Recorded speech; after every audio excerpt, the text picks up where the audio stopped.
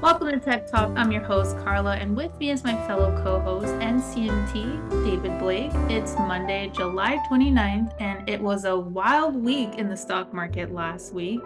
And we have some important things to look at moving forward. We do it mostly from a technical perspective. David, I hope that you had a great weekend. How are you doing today?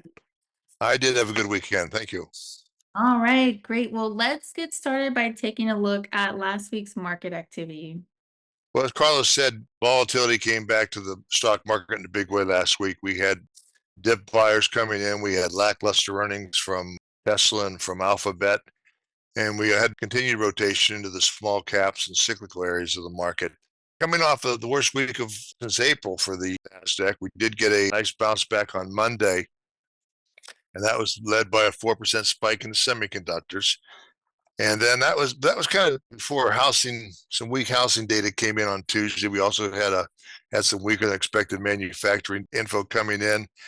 And then on Wednesday, with Alphabet and Tesla giving their earnings, we had a big sell-off in the big cap tech shares. Now, because of their overweighting, it's going to move. The index is going to move more than it normally should have in a case like that. In this case, we had the Nasdaq down 654 points. That was 3.6%, the biggest one-day drop since sometime in 22. Even semiconductors with the NVIDIA weighting and AMD and stuff, it was down 5.41%. So it whacked off the 4% spike on Monday and then some. So that added to the volatility. But remember that 654 point drop.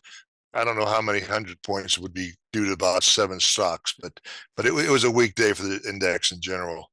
Okay, then that was followed up by a better than expected second quarter GDP. It was a print of 2.8%, and they were looking for 1.9%, and that brought things back. One thing, I had an email over the weekend that somebody said, with the GDP stronger than expected, can we still cut rates? And yeah, we can. Even though it was stronger than expected, that was good for the market, because that kind of keeps alive soft landing picture. You don't want to see things just getting weak across the board and have growth, also going smaller. Otherwise, then you're talking about possibly going into a recession. But as long as the GDP growth numbers look solid like that again kind of supports the soft landing that investors are looking for. Okay, we had a big day with the Dow. It soared 584 points. The Russell 2000 was up 2.8% early, but then it kind of ran out of steam late. And basically, most of the indexes finished negative. I think the Dow was still positive for a little bit. That was because they were a little bit worried about the PCE report on Friday. There was rumors going around on Thursday that the first part of the year we had some pretty sticky inflation numbers, and there was a rumor going around that because growth was better, for the second quarter GDP, that perhaps that would be a little bit inflationary, but it wasn't. Basically, we came in with the PCE pretty much in line with expectations. Didn't really do much. It was down, like, I think, a tenth of a percentage point or something like that, but at least that's going in the right direction, and that caused yields to tick a little bit lower. 10-year Treasury landed at 419. Today, we're getting more of a sell-off in yields because of the FOMC meeting that starts tomorrow. And in fact, 2-year was at a 5-month low on Friday. I think that was at 439. And as we speak right now, 2-year still at 439. The 10 years down a little bit more. It was a 417. It got down to 416 before the market opened today. But yields are kind of ticking low. We don't expect to see the FOMC, the Feds do anything Wednesday, but I guess some may be holding out hope. But what I hear is that they're on track to begin a rate cutting cycle beginning in September. So anyway, after that, we had, because as rates came down, that's good for the housing market. We had the U.S. Home Construction ETF, which symbol is ITB. It was up almost 5% for the week. That posted a new high on Friday. That was good. Crude oil prices are moving lower. Part of that is because of weakness in China's economy. Plus, there was some hopes that as long as there's some peace talks going on in the Middle East, that maybe that will help, bring oil prices down also. Okay, and which sectors of the market were the laggards and which ones were the leaders? So as far as the sectors went last week, it actually was little bit of defensive sectors. Utilities were the best acting group. Healthcare was strong. Materials and financial all outperformed well. The three big magnificent sevens sectors, consumer discretionary with Tesla and all, and then technology and communication services, they were the laggards as people continued to rotate out of those and back into these, smaller indexes, the small caps and that kind of thing. So that was big. Okay, and how is the technical condition of the market doing? As far as the technical condition of the market goes, it was kind of mixed last week. We did see the technical indicators for the Nasdaq and the S&P 500 kind of slipped down into bearish readings, especially MACD, the short-term gauge, trend gauge. That was bearish. Momentum is down. Came down also it was based on the 14-day RSI. One trick with that with investors, when you see the 14-day RSI going down, Connie Brown, who's a technical analyst here, actually out of Atlanta, did some work. And when you have these pullbacks, if the 14-day RSI is able to stay above 40, maybe it can tick down to 38 and come back right back up. That means that her studies that the trend is still intact. And I wanted to note that the S&P 500, the 14-day RSI, I think came down to right 240. See what it does today because we're starting to move a little bit lower as we speak. But then the Nasdaq actually did break it. I think it was down to about 35. So that was a kind of a negative signal for the Nasdaq that perhaps we still have some more. As I said, the Dow and the Russell 2000, they both worked off the recent overbought conditions, and their indexes or indicators appear to be they're probably neutral to bullish. Nothing real strong. You don't have a lot of momentum in this market currently. Several reasons for that. One of them is that we're going into a seasonally weak period, which we've talked about. August and September are never really good for the market.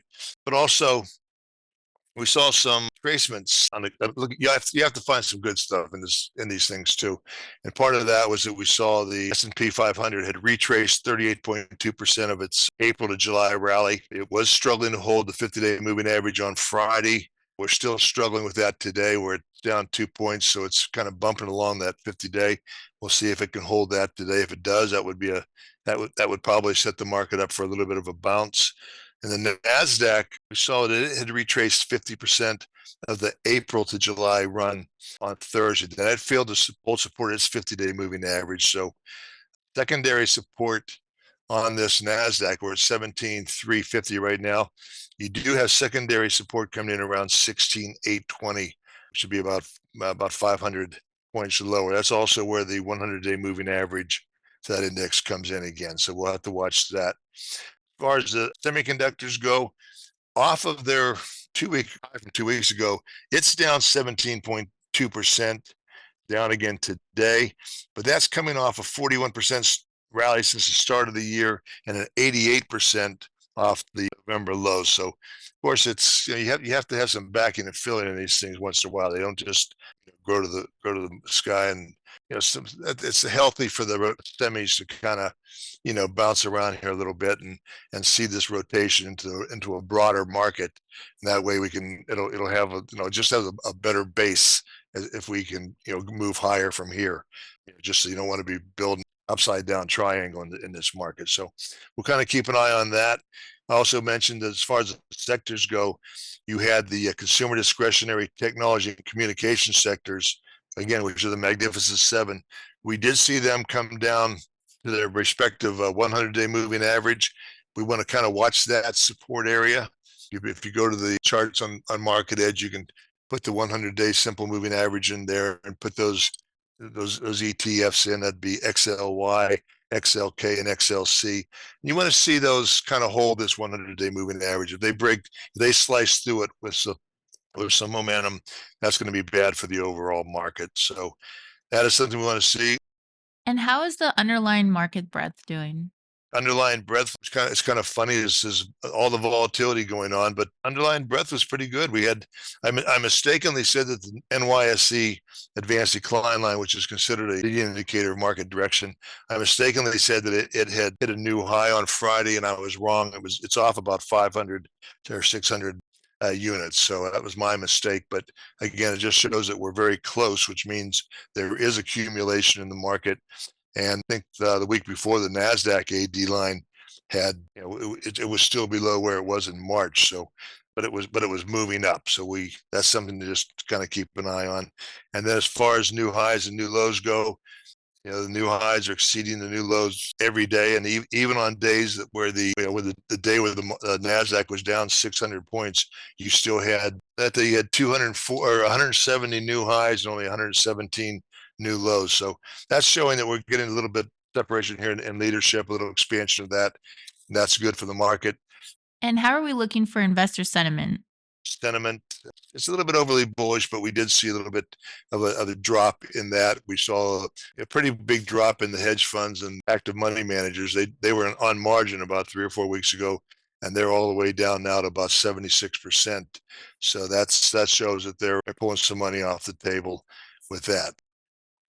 You mentioned that there was a significant drop in exposure to equities by professionals, which had dropped from 103.7% 3 weeks ago to 76.7%. That sounds like a large percentage drop to me. Is that common for exposure by professionals to drop in such a short amount of time? Actually, I went back. You mentioned that to me. I went back just like 3 or 4 years to look. First off, you have to understand that group, the NAIM, that's the National Association of Active Investment Managers. These are the guys that are running portfolios and hedge funds, and they have to move fast. They're in the game to beat the average. I mean, if they don't beat the S&P 500 or whatever their benchmark is going to be, they're going to lose money. People are going to move their money out of those things. So they're going to move quickly when they get buy and sell signals. They also, if they've had a good year up to this period, if I'm a hedge fund manager and I'm up, say 28%, the last thing I want is to be surprised, and all of a sudden the market goes down 10%, and I'm down 15%. All of a sudden for the year I'm only up 15 or 18%. I'm going to lose money that way, or lose business. So they've got to move pretty quick. They want to, just the same way, when they start to see things move up, as soon as they start to see the markets start to move up, they're going to jump in pretty fast because they're performance driven. Now they also know, as we've talked about, how July is kind of the top of the market for a little bit. In August and September, seasonally, you start to pull back. And I look back in 23, summer of 23, during that period, 23, on August 10th, they were 72% invested in funds and all that. By September 9th, they were already down to 27% invested, exposed to equities. So once the market started to roll over, they were dumping it fast. And you go back to 21, on August 11th, they were 97.5% exposed to equities. And by 2 weeks later, they were down to 70. So they dropped again. They dropped a quarter of their positions for that. And then back in 20, for several weeks in the summer, we were starting to have this hard summer rally. They were on margin for probably about 6 weeks. They got as high as 110%, I think, exposure, which means they were 10% on margin with those things. 3 weeks later, they were down to 53%. So once the market begins to show signs that we're going to roll over here, boom, they're going to start cutting exposure. Again, just because they've got to move quick and they want to lock those profits in, they have to. That's what their job is. So yeah, so if in case, that's not a big, like, holy smokes, what are they doing? That's something that when you start to see on the charts, start to see some support levels start to go, they're going to get out and they'll move their sidelines and try to protect what they have. They're hedging as much as they can. Okay, that's definitely good to know. And then you also mentioned a few different retracement levels. I just wanted to take a look at the semiconductor index Yeah, retracement. go ahead and go to that. Okay. The Fibonacci retracements, mathematics, but it's just amazing how oftentimes these things will find these support levels on Fibonacci numbers and move. Okay. Okay, I can see amazingly how these numbers fall into place. As you can see, this 17.2% drop from that high to that low last week basically found support at the 38.2. Now, and if you actually move over to the left and you'll see in areas in there. This is going to surprise me too. You'll see there all through April that seemed to be a support and resistance, that same area. And then we had, once they came out with some earnings or something like that, right there where you just were, and we had a gap up out of that little range, and we started to move up. So that is something we'll kind of watch, that 38.2% retracement level. We'd like to see that hold. If the NASDAQ and the whole market pulls back further, and that breaks that, you'll probably go down to this 50% retracement of that, which would be the next line. That looks like somewhere around there. The 200-day moving average, it would be somewhere around that. We have the EMA up on the 200, but see what the simple one where that is. And I'm not sure it'll get down to that, but it's possible we could get around that area. But anyway, right from there, let's see if it can hold this 38.2. That would be a big plus for the market. If we could bounce around there for a little bit and then start to work our way up, that would probably mean that this last week may have been a short-term bottom for the market. But as of right now, I don't see that. I still think there's still some potential downside. Okay, that's definitely helpful to know as well. So this last week and the week ahead, seems like volatility is one of the hot topics here. So speaking of all the volatility ahead, let's go deeper into what's happening with the VIX, which is the volatility index, in which it actually looks like there's a pretty big, almost 4% jump in the VIX this morning. It went from being in the 14s last week to over 19 at one point during midday last week. Can you help us understand the significance of this and what that means for the market moving forward? Yeah, the VIX basically that's an index. When it goes up, as there's more demand for puts. In other words, people are hedging their portfolios. Okay, so if you look, it's going out about 30 days. What they look to see, and a rising VIX means more traders are buying puts because they start to get nervous about the market. And what also makes that go up is the more people are buying puts. Again, you have it goes back to demand and supply. Then that will put more of a premium on puts. In other words, if the market's heading going straight up in this, if you look at this semiconductor thing here from the bottom in April up through into June, well, you could have bought puts very cheaply and through there. And of course, and the VIX was down here around 12, 11, got down I think into tens at some point. I stayed around 12, which is pretty low.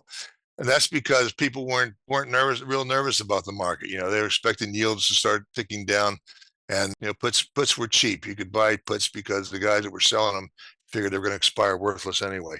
But as the market starts to fall down, like it has here in this chart, the VIX is going to rise pretty rapidly because not only are people wanting to hedge their profits from this big move from April, but also the guys that are selling them are expecting to lose money.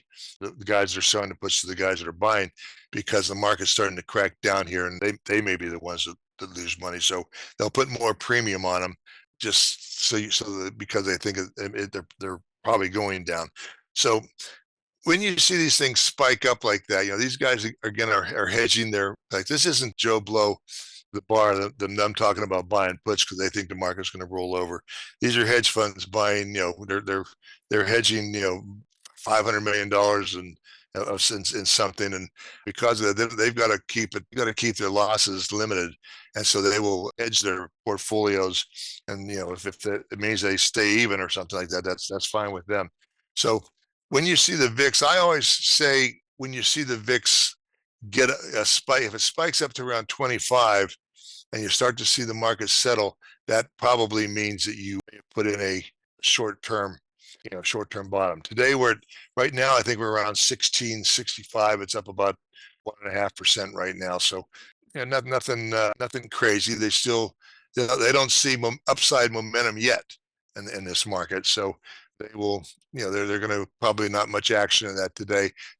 These lines that we talked about, these support levels, the index, and some of the ETFs, they'll watch those. If those start to break, then you'll start seeing the VIX start moving higher. Again, I always look at 25 as an area where if it was kind of quick, it got there fast, and then we start to back off of that. I kind of historically, I think that as a trader in the past, I kind of used that as a place where, okay, I'm gonna start nibbling away here, and I'm not going to jump all in. but I think that's probably a good place where I want to start to put my foot back in the water. And then later on, you'll see these things. I get COVID, we got up to 80 or something like that. That's just when basically the thoughts are, get me out of here no matter what. This thing's going to zero. But I don't see that right now. We've got too many things going on. Sure, there's a lot of uncertainty right now about the presidential election, what's going on with that. But you do have the rate cut underneath the market, which is going to keep things going. Of course, there's always something going on. There's always a war somewhere in the world, so you can't be looking at those things. You just kind of look at the model here in the United States, what we're doing, and the fact that you got rates going lower should prop up, should at least keep a floor into the market. Maybe not so much in the growth area, but at least with the cyclicals and the small caps, which have underperformed the regular market for years, you might be able to see a pretty good, move in the small caps. You've already have had a pretty good move. I think it's up like 10 or 12% over the last couple of weeks, but I don't know how high it's going to get. Maybe at least probably gets to its old high, which was last January or something like that, previous January.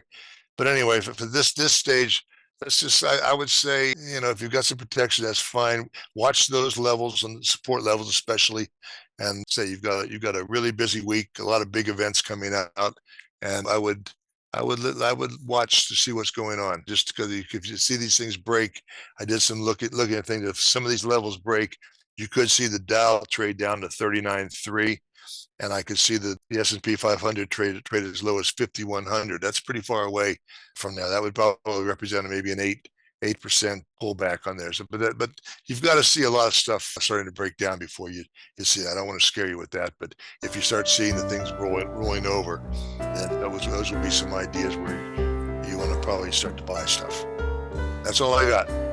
Okay, well, great. That definitely gives us a lot of things to look out for. So yeah, I guess we can wrap up this week's Tech Talk. We want to thank you to all of our listeners, and we will catch you guys next week.